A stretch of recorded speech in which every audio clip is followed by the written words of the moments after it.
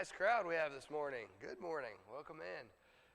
Before we get started, I want to give a big thanks to all those who have helped with the decorating for VBS down at the building below, whether it's in CIA or yesterday. Man, we had a big, long day yesterday, but very productive, and we're super excited for everyone, especially for the kids to see. I really think they're going to be fired up. It may be the best VBS year that we've had yet. It's such a big time in our congregation every year. So thank you for everyone who's had a part. As we begin our Bible class, and you're turning to Titus chapter 3, we're in the last of our preacher epistles, and we're going to be discussing about half of chapter 3, and we'll cover the other half the next time we get together in a non-VBS week. But I want to share with you a little story. There was a human resource manager who was surprised by an applicant's salary request. She responded, "Well, you certainly expect to be well compensated for a beginner." The applicant replied, "Well, sure. Works a lot harder when you don't know what you're doing." Now think about that for a minute. It makes sense to me. I believe, like her, probably applicants that are beginners should get the most money. Yeah, that adds up. No, maybe not the case. It's true, though. Whenever you start work, you don't really know what's going on, and you kind of just have to figure things out as you go along. Well, living the Christian life should be different than that. As we do live this existence for Christ, we should know exactly what it is that we're doing, and there are a couple of reasons for that. We spend all this time in church as well as in Bible study personally and congregationally. We spend all this time becoming informed. Well, as we're learning in the letter of Titus, we're trying to take this information that we've been taught. We have this treasure that's been placed in our hands. We've been preaching this message to ourselves and to others, but now it's time to put into practice in our own lives all the things that we've been learning. And again, I want to say I appreciate our elders, because like in our last couple of months of CIA, it's not just talking about, man, we got a lot of VBS stuff we need to do. It's, hey, let's get down there and let's get involved. And yesterday, we have all this work to do. Let's get down there and let's get to work.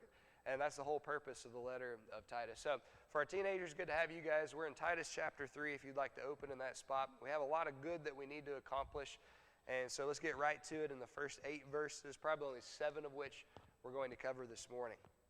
So in verse 1 of Titus 3, he says, remind them. And for those coming in who haven't maybe been a part of this is Paul writing this to Titus. He's kind of an apprentice of Paul. He's learning the ropes. And so he's sending this last letter probably to Titus, letting him know these are some reminders. Whenever I'm gone from this place, I'm leaving an influence behind. Remember that for our study during the worship hour. I'm leaving this influence, hopefully, behind in you. You're a son to me in the faith, like Timothy was also. And he says, here's in what you need to be engaged, this good thing. Verse 1, remind them.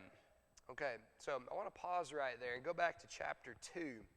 For those who are here the last couple of weeks, you might recall in verse 1 of chapter 2, he says, but as for you, Titus, you need to speak the things which are proper for sound doctrine.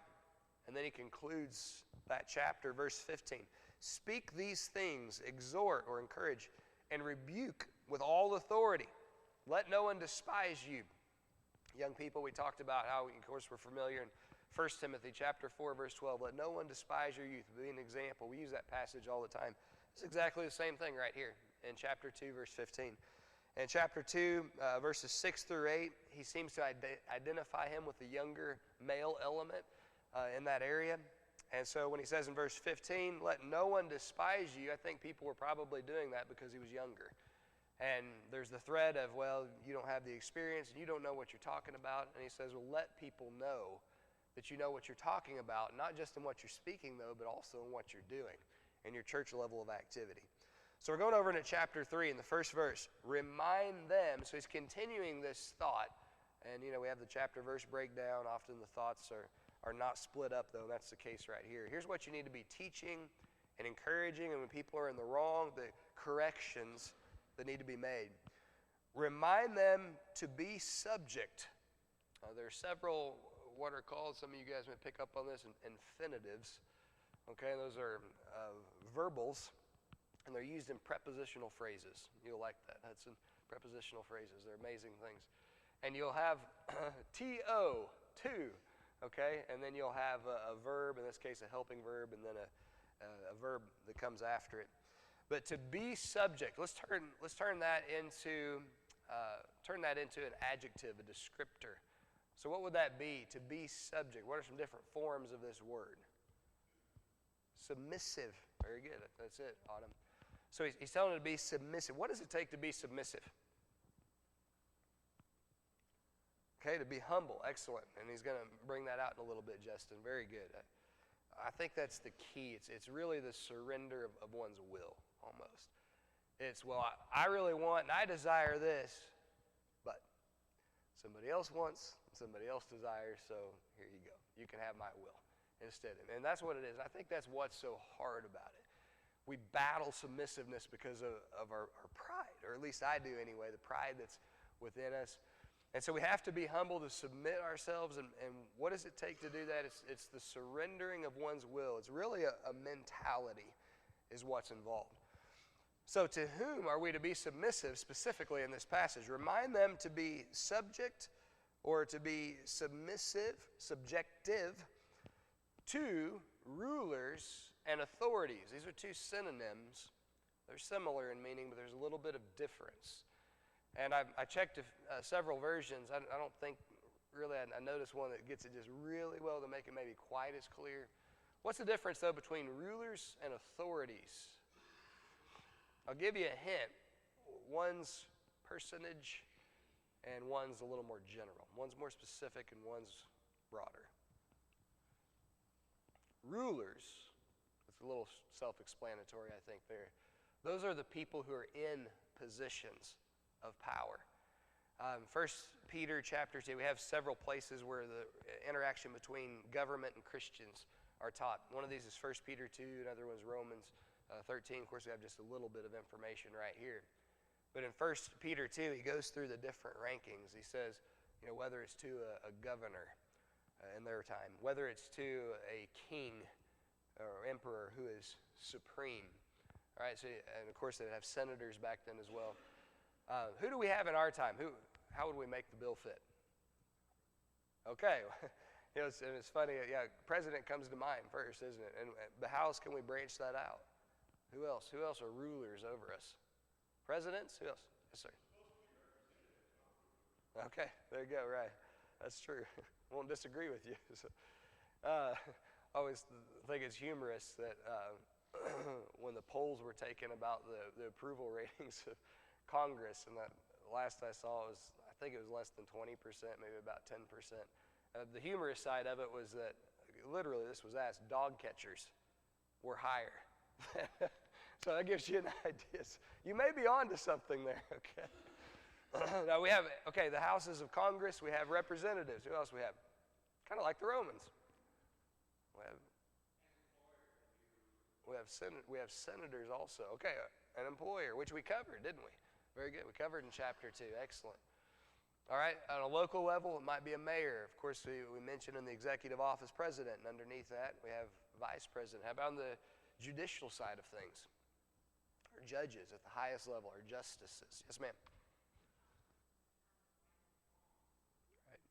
That, of course, being a republic, not a true democracy. Being a republic, we have the elected officials who hopefully are representing our views, right? That's the purpose of a representative. They represent our views, but who do work to make those laws, the legislation.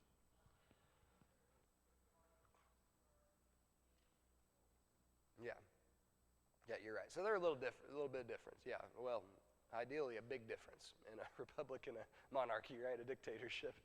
But we have our legislators, we have those who enact laws, we have our executives and those who enforce the laws, we have our judicial side who interpret the laws, and so on. So, yeah, you're right, a little bit of differences that are involved, but also people who are in power over us. Now, you bring up a good point. I want to piggyback off that, if you'll allow me, Miss Rebecca. So, we have those who are rulers, and then we have authorities. And those are similar, but there's a little bit of difference. Again, I mentioned one is very specific, and it's the people who are in positions of power that are the rulers. And the authorities are just more general, the powers that exist in those offices. Now, I want to read to you one of these. I mentioned we have this passage, we have 1 Peter 2 and Romans 13. I want to read to you just one verse, if you'll allow me. From Romans chapter 13, in the very first verse. Romans 13:1. Same writer, by the way, same person of inspiration in Paul. And so this helps to enhance what it is that's being taught here. He says, let every soul be subject to the governing authorities. For there is no authority except from God. And the authorities that exist are appointed by God, which tells us a couple of things. The individual positions of power throughout the world, whether it's on a national level or on a smaller scale for us, like states and then counties and then cities, God has a hand. Isn't that crazy? In every one of those throughout the world. And if there's a monarchy, God has a purpose for the monarchy that's been set up. If there's a republic, God has a purpose for the republic that's been set up. No matter what the system of government is, no matter what the positions of power are within that, and even down to the rulers individually themselves, God has in place who he wants in place at a certain time. We can work to fight against that or what, but God's will is still going to be done. Now, that being said, sometimes it gets a little confusing. Does that mean that the best candidates to do the best things are in place all the time? Absolutely not. That's not what that means.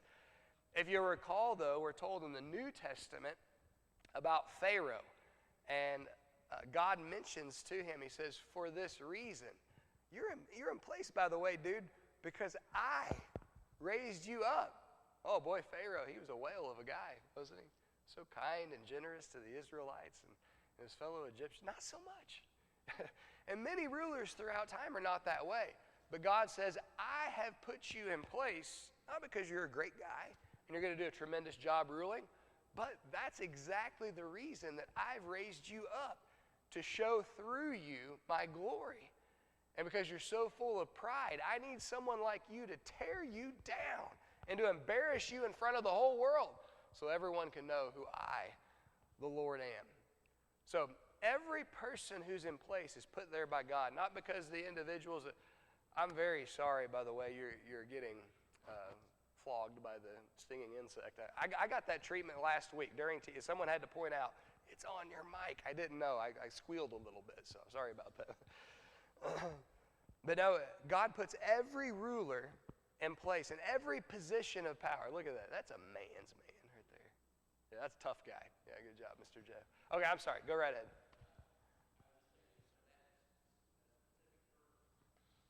Outstanding, Roy.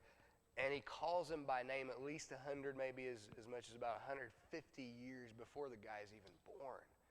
Hey, I'm going to have this guy in some pagan empire, and he's going to come up and he's going to do a lot. He's a pretty good ruler, by the way, even though he's a pagan man. He's going to do a lot of good things for my name and for my people before the guy's ever even born. Before the Persian Empire is even the world's leading one. He has all this planned for Persia and this position of power as a king, and that man individually has to be the one at that time. And so, yeah, God has all of this planned out, and I know it's easy for us to get ultra concerned, whether it's in our country or around the world, but God's always in control, okay? And he knows what he's doing, and we need to keep our confidence in that place. He always has a purpose that he's working. All right, so here's where we find ourselves so far. Remind them to be subject to rulers, that's the individual people who hold positions of power, and to authorities, and that's to respect the positions of power, because we might not like it, we might not like the people who are in it, but we need to understand and accept this is God's will that he's playing out, and to try to resist that is actually to try to resist God's will, whether we recognize that or not. So they're to be obedient. You always find that easy? I want to take a step back, and before we really look at ourselves so much, consider this culturally. Why might these people this time find it challenging to be obedient to their government? Any ideas? What's going on right now? Huh? Okay, they're being beaten. What else is going on with them? All right, absolutely. Things are being stolen. And some of it's just atrocious, the activities of their government. But I mentioned in a lesson here a while back, Pontius Pilate and Josephus records it in his writings that he actually robbed essentially rob the temple treasury to fund some of his projects that would make the people so happy. And politicians always have the big dreams. And it's, man, that would be great if you would do that for me and for, okay, how are we going to pay for that? I got a great idea. The Jews, they got a bunch of money stored away in there. I'll take that and use it. And that's a lot of what you have going. Yeah, absolutely. The government is stealing from the people. They're oppressing the people. And in particular, they're persecuting the Christians. And so it's very difficult for people at that time to obey the laws that these people are putting in place because it's just hard for them to have respect for them on an individual level. That's one thing. But then there's something else. They could be obedient to their government, but they could carry a rotten attitude about it, and they could be difficult and contrary all the time, every step of the way. And that goes back to the mindset of being subjective, or submissive, surrendering your will to another's. And I know we don't have the time to get into all of this, but we've seen in past Bible studies how, thankfully, in every country there are rights that are granted to citizens, and there's nothing wrong biblically with exercising what those rights are. So please don't misunderstand in what's being stated here. There's nothing wrong with standing up for what's good and what's right. So let's not confuse the one thing with the other. But at the same time, if we're talking about matters of legality, our obligation toward our God is to follow what those laws are. And of course, as Peter identifies in Acts chapter 5, verse 25, there are times when there's a contradiction between what the highest power, the King of Kings, has told us and what a ruler has. And in that case, he says we ought to obey God rather than men. So yeah, there are times that we have to deviate from what the demands of a society are to please the ultimate authority. But whenever there's no disagreement between the two, and the only disagreement may be politically what I think about something else, what am I supposed to do? But to subscribe myself to what the laws are, and to do so in a respectful and in a submissive manner. I mentioned 1 Peter chapter 2, and he's telling there not only to be subject to the ordinances of the government, and by the way, it's just a little bit down the road that Peter's going to be executed by that same government. And he says, be submissive to that government. Be submissive to your rulers. And in the process, he says, honor the king. Give respect to those who are in positions of power. Again, is that easy for them to do? Absolutely not. Okay, well now let's cross over a little bit. What about for us in our time? Is it always easy to respect our representatives, our senators, our judges, our justices, our vice president, our president, regardless of the time and who's in power? We have disagreements at times. There's nothing wrong with standing up for what's good and what's right. There's nothing wrong with standing by rights that are legally granted in one's society. However, just because we don't like the people who are in positions of power, just because we don't like the individual rules themselves, doesn't give us the right to be defiant against those. As long as they don't contradict God's laws, we're to obey the individual ordinances. We're to obey and to respect the individuals.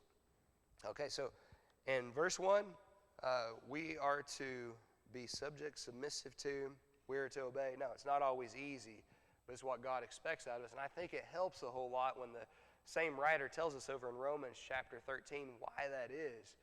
God has these positions of power that he's created throughout the world.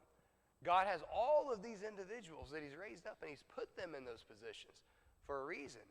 We don't see the end outcome right now, but he knows. And hundreds of years before these people were ever even born, he already had these individual rulers singled out for purposes that he was going to work.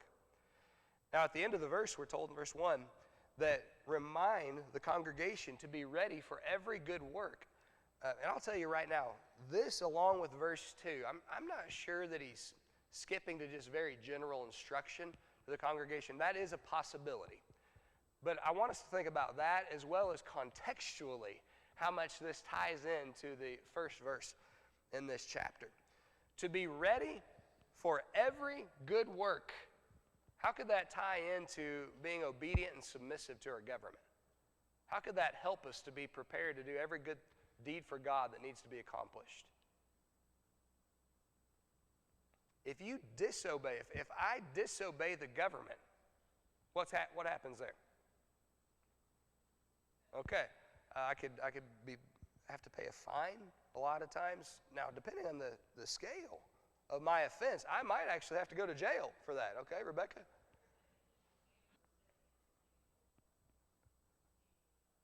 Good. So we could lose our rapport with people, okay, is one possibility. And also just a very simple one.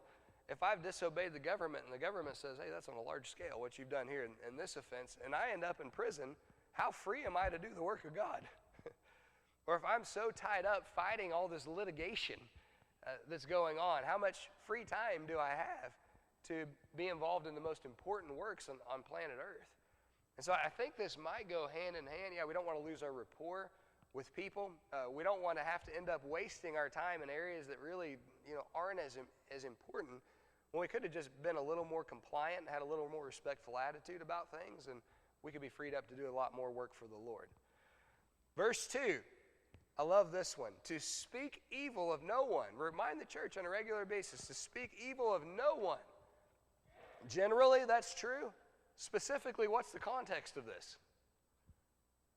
Going back to verse 1, our government and our governmental rulers, and we discussed under the old law, of course it's not our law today, but under the old law, God said if you speak evil of a ruler of your people, and he had some evil rulers under Israelite control, but if you speak evil of a ruler of your people, what was supposed to happen?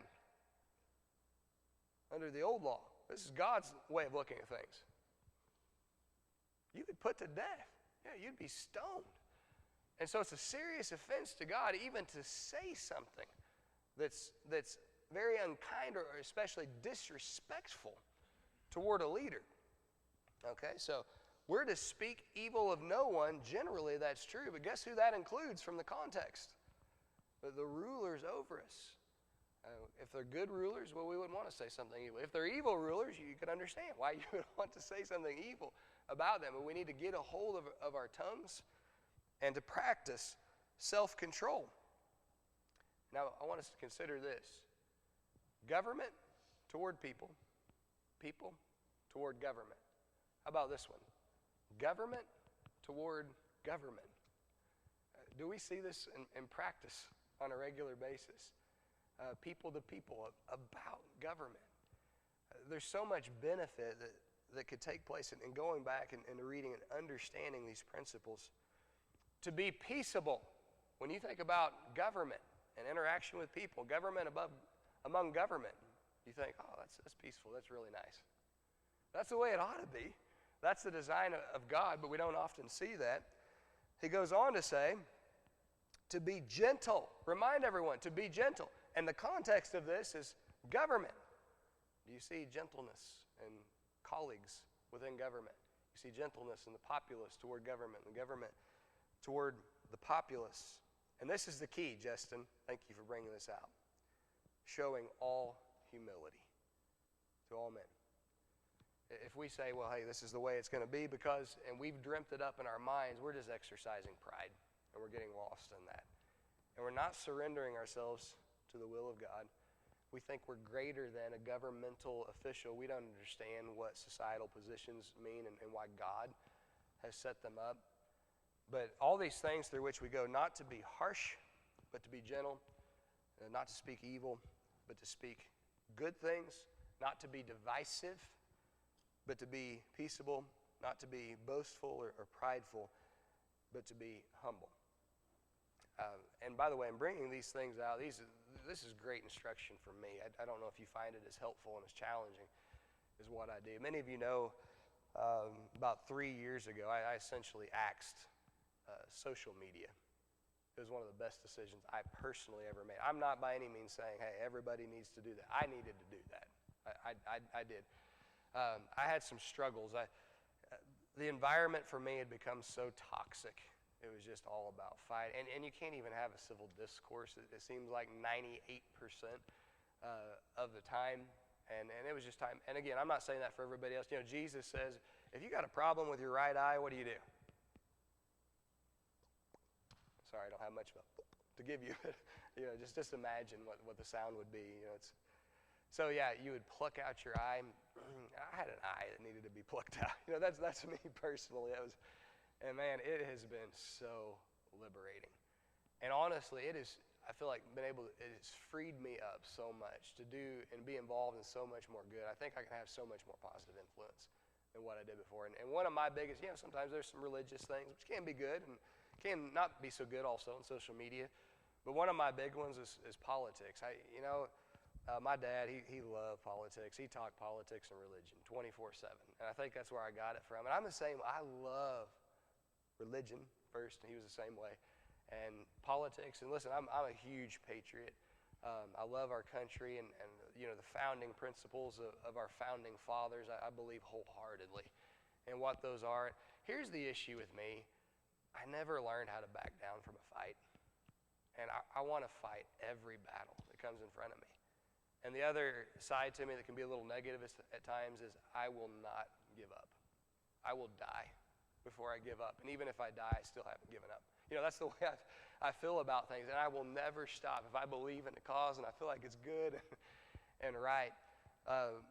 But I think back to some of my struggles, and just personally on social media and so much of this in a political nature. And I think back at these, to be submissive to my government, to obey, don't speak evil of anyone, don't be divisive, but peaceable, don't be harsh, but gentle, don't be filled with pride, but show humility to all. And I think at times we can get confused and we can feel like, well, this battle's good and right, and maybe it is, but sometimes we can think in violation of some of these principles, well, I'm standing up for God, and I'm standing up for my country, and I'm standing up for my family. But, if we're violating, that's the key. I'm not saying it's wrong to have a civil discourse. That's a beautiful thing. We ought to be able to do that, whether it's about religion, politics, or anything else. But if we get to where we're violating some of these teachings of our Lord, and in our mind we're justifying on the basis of, I'm standing up for God, I'm standing up for my nation, I'm standing up for my family, really deep down if we search, it may be just a matter that we're fighting a battle that we want and we're standing up for ourselves, and we don't even realize it. Maybe it becomes personal, and we don't even recognize it. So there is a balance there that needs to be had. And I know many in this congregation do a great job with that. I struggled. It helps that I've just plucked out my eye. Yeah, go right ahead, Roy.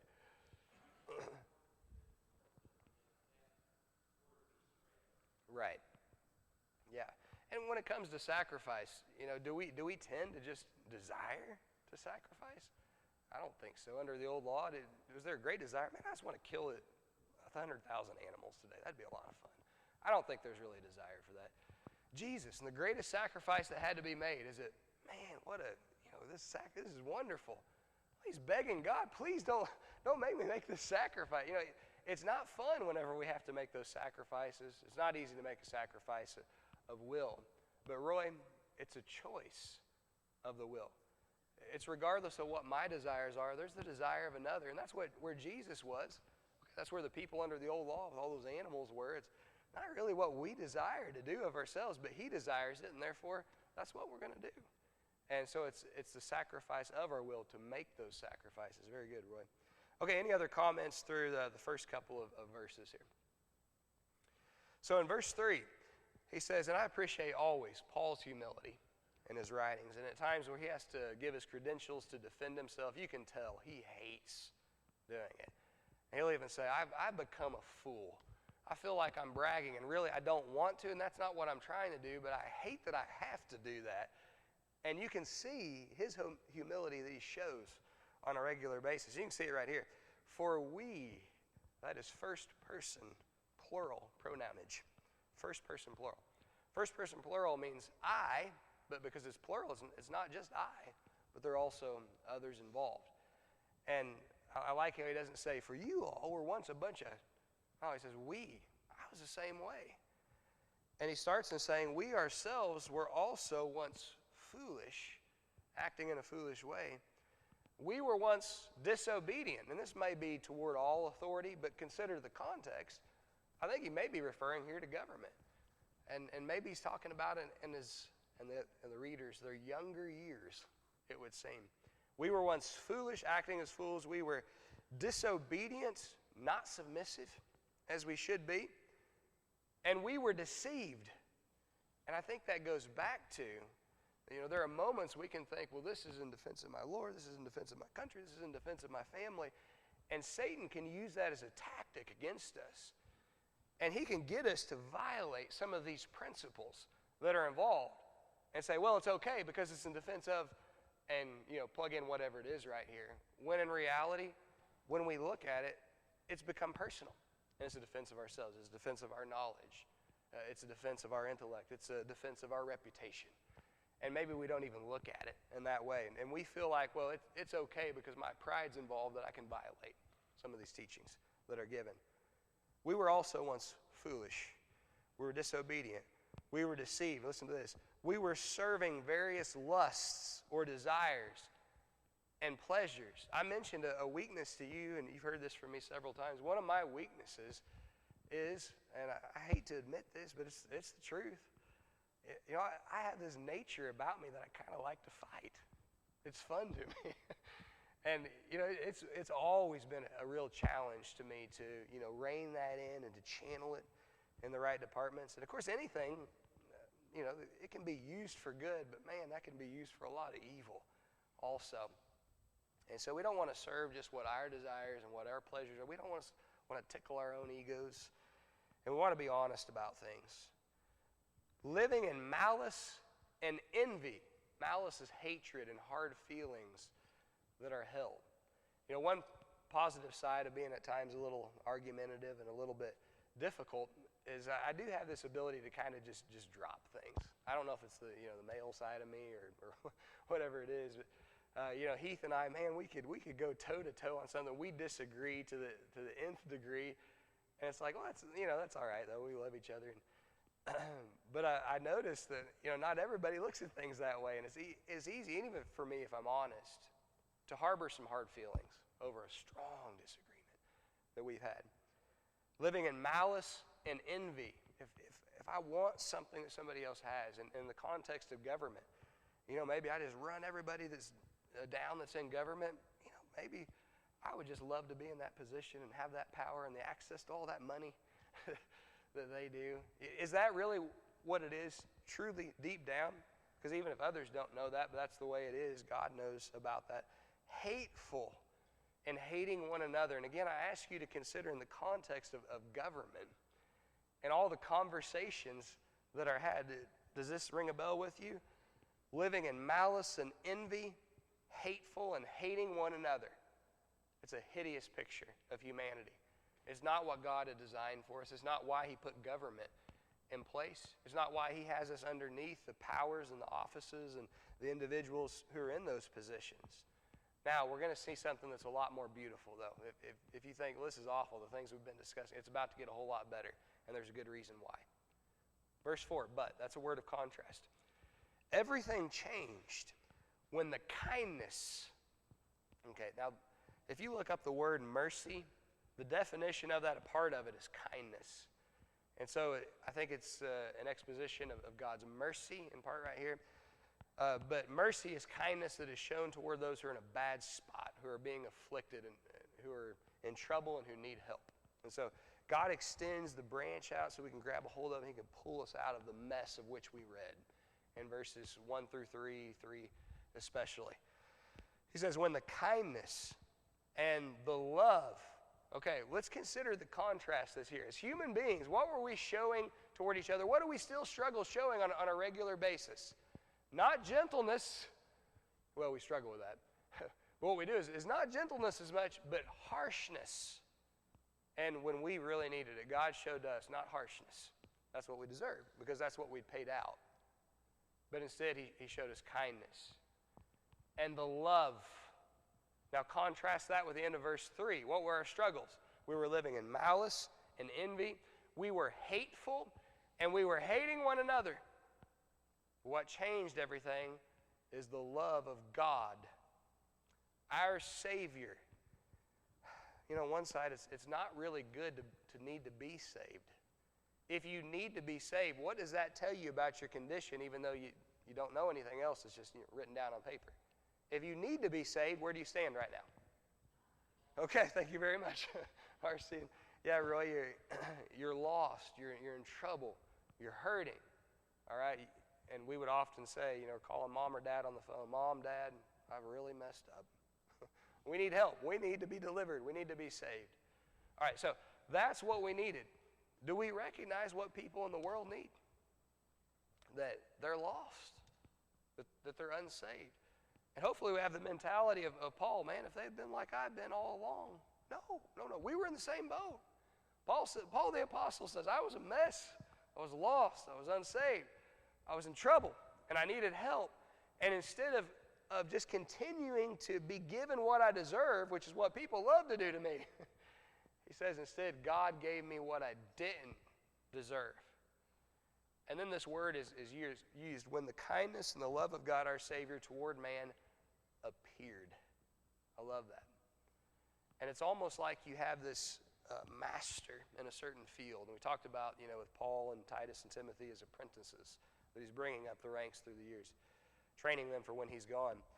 And so it's in your field. Let's say you're a master of whatever your trade is. And though, you can't do all the work on your own. And so you bring in these apprentices, and you train them. And then you do the very difficult thing, for me anyway, not that I'm a master of anything, but the difficult thing for me is just to stand back, hands off, and watch. Something that's hard for me to do. But not me, but some of you, as a master of your trade, you've trained these apprentices, and then you kind of have to pull off the reins, and you just got to let them go. And to a certain degree, sink or swim. That's what God did, the master of masters, the Lord of lords. He has all these apprentices, all these children in us in creation. And he kind of tells us, okay, so this is the way things are supposed to operate. And all right, give it your best shot. Let's see what we have. And by Genesis chapter 6, not just every action, not just every word, but every thought that passes through humanity's hearts is so awful, he just has to wipe the place clean and to start over. And he puts up with this kind of behavior when we don't know how to treat each other. Now, he's told us. I say we don't know. We're not showing it. We're not practicing it the way we should. And, eventually, if a master of a trade has seen just a total mess being made of things by the apprentices over and over, eventually what does the master do? Okay, might finally just give up on him. That does happen. But if he still needs to use or he still wants to use, and it's generosity, even though maybe he doesn't have to, these people eventually just pushes their head out of the way, and he comes in or she gets involved and says, okay, now this is the way it's supposed to be done. And I think that's what's being stated in the first 4 verses of Titus 3. The first 3 verses, we human beings had made a complete mockery of how humans ought to treat each other. God had told us he had all this respect.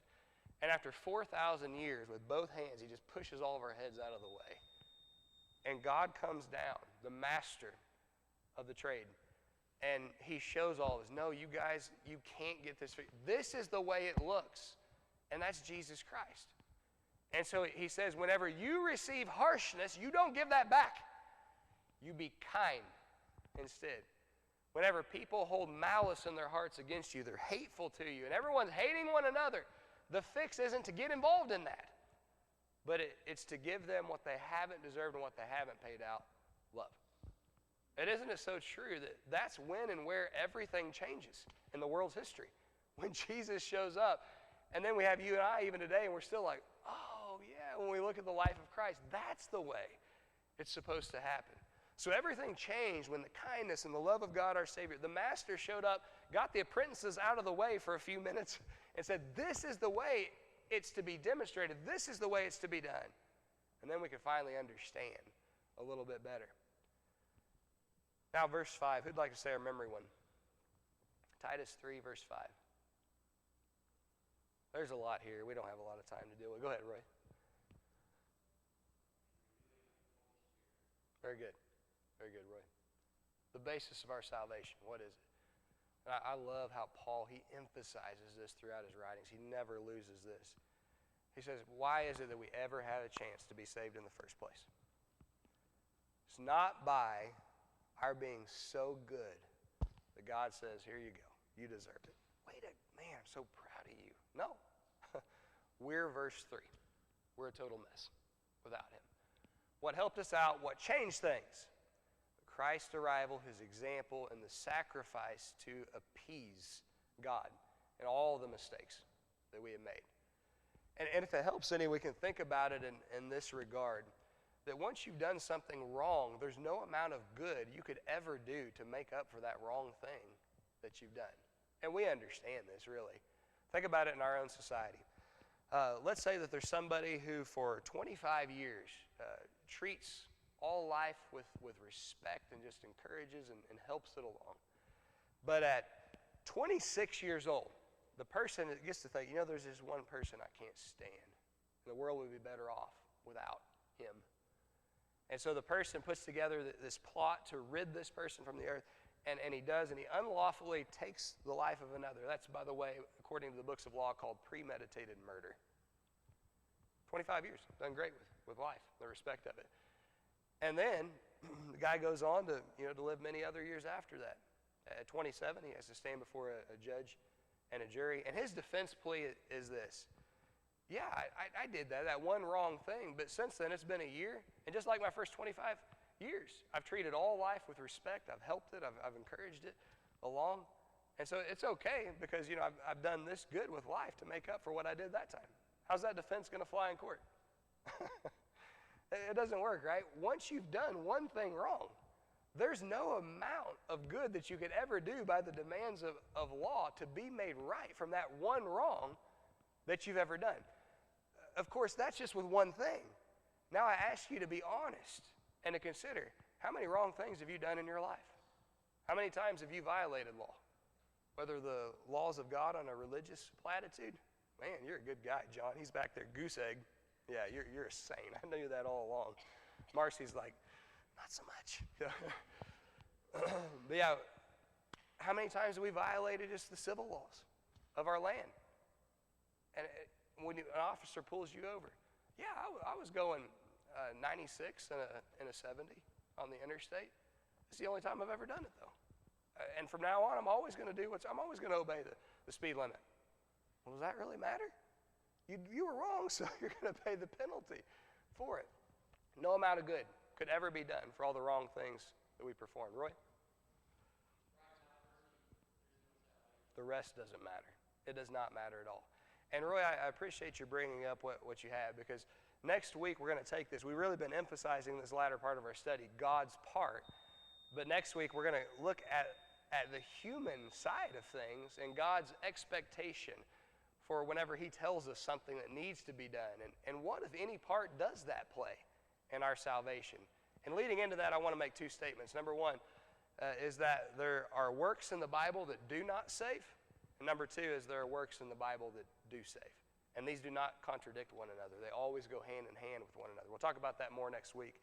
John. I agree with you, John. I've been a firm opponent of that perspective for many years. I don't think by any means it's the worst right now that it's ever. I don't even think it's close, to be honest with you. Yeah. And there's always opportunity by God's grace and his empowerment, for things to change and for improve. They have throughout the history of time. Hey, let's be an element for that positive change. We can do that, and let's remain optimistic about the promise before us. Go ahead, Helen, we'll close on this. Oh, yeah. 100%. Yeah, let's keep that in mind for our sermon also. Thank you for the lead-in for that. Super. Okay, thanks everyone for your comments and your attention. For next time, read the remainder of chapter 3. Let's do verse 8 for our memory commitment. Titus chapter 3, verse 8. That's not next week, though. What's happening next week? Woo! VBS. We won't be up here. We're going to be down there at that building, so just we'll be reminded of announcements. But looking forward to that. Thank you.